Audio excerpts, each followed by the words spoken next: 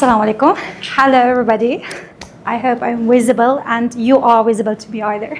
Okay, so my name is Nigora and I'm so glad to see everybody here. And okay, inside I'm a little nervous and also excited, but I hope we will do it together. Well, you know, I often dissociate from time to time, and which means I'm physically here, stand in a room full of people, but I kind of feel mentally somewhere else. I drift, I pause, and I disappear for a moment and come back. And first time I realized this a few years ago, and I was little kind of scared of it. I panicked, but no longer. I'm not panicking anymore about it because I made it mine. I embraced it. It's like what? So maybe my talk makes sense here because it isn't exactly about what happens in life, but where things happen. Where something happens and where nothing happens at the same time, you know? So from my experience, actually, I have never been the owner of my life choices, you know? Important choices, like my career path, field of study, and very important decisions that I'm making in life. And most of it was decided for me, and maybe still, but I don't regret it, maybe in some way, but that something strange, strange feeling I get every time. Because just imagine you realize that life happened to you before the life happened with you, because now you know it, you know, that you are controlled and you are put into a structured life that's made for you, unsurprisingly. Well, so I started to find what was mine, or to build what was mine now, that belongs only to me, that I have permission to enter it, you know, and which means I know the secret password there. So it was something that was not on my checklist. Every day I go to work, yeah, I teach my students and I look and communicate with people, and I realized that something there was mine. It was reading. It was books. That was a very kind of big moment for me to realize it. Because right now, I'm really interconnected with books that so much I really cannot put it into words, to be honest. But I will really try now. So it happened like this. That, you know, a lot of us, actually, I asked a lot of people, even abroad here, and they gave me the same answer, for my question. The question was what if you had an immortal life? You never die, right? And you stay alive, and while you watch everybody dies there, right? Most of us are scared of it, and maybe I was too at some point when I realized it. But while I was sitting quietly, doing absolutely nothing, just sitting, because my brain works every time, it doesn't stop, you know, it just gives questions and questions after question, and I was like, what if I were immortal? And my answer was I would read. Why? You know, there are stories centuries ago written, and stories that written yesterday, and stories which are waiting to be imagined yet. Can you just put this idea into your mind and just have a moment of reflection? What would it be like?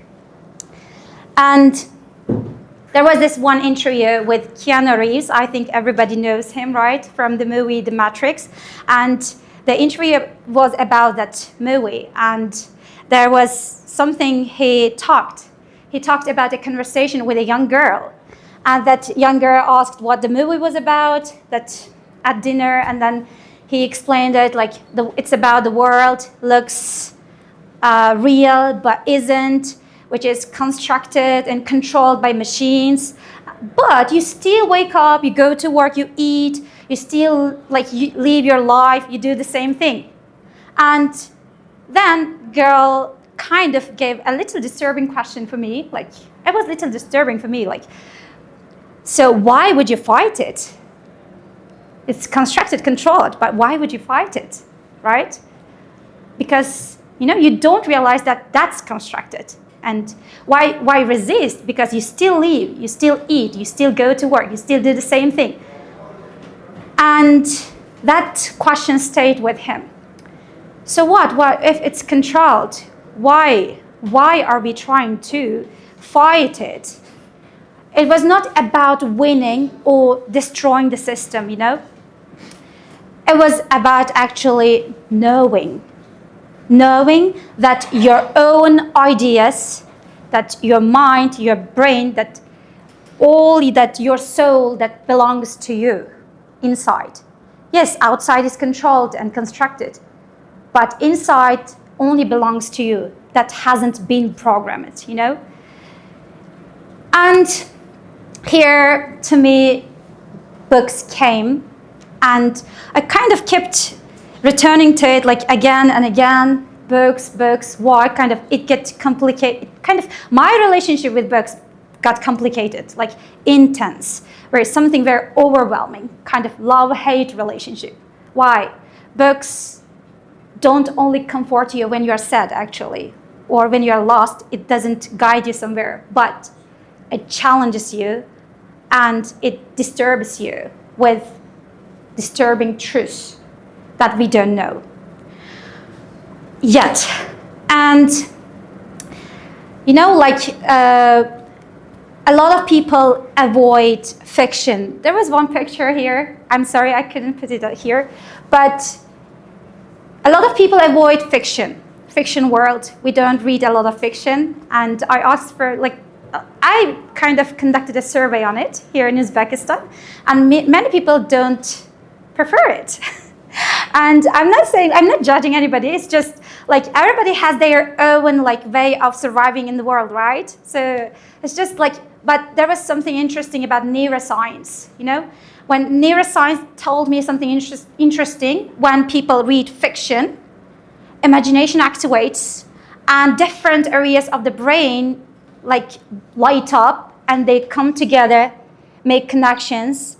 And when you read fiction today and you come back tomorrow and your brain isn't exactly the same, it changes, it shapes, it makes something new in the brain. And from different genres, for example, from Anne of Green Gables by Montgomery, my favorite book, I learned that imagination is a form of survival. And I kind of let my imagination be free.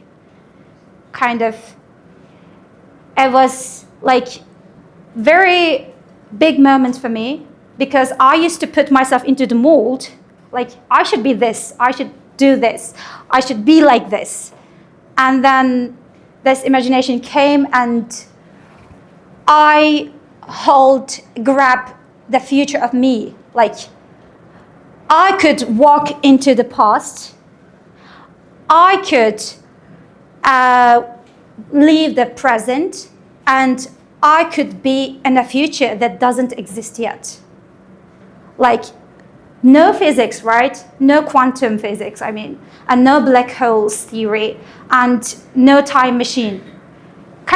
It felt like ink, paper, words.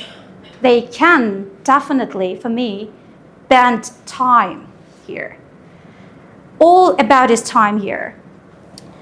And from Test of the D'Urbervilles by Thomas Hardy, I learned that a lot of things in life are unfair to you, and I accepted it, because we are not challenged that because we are different, because we are maybe born into a different era.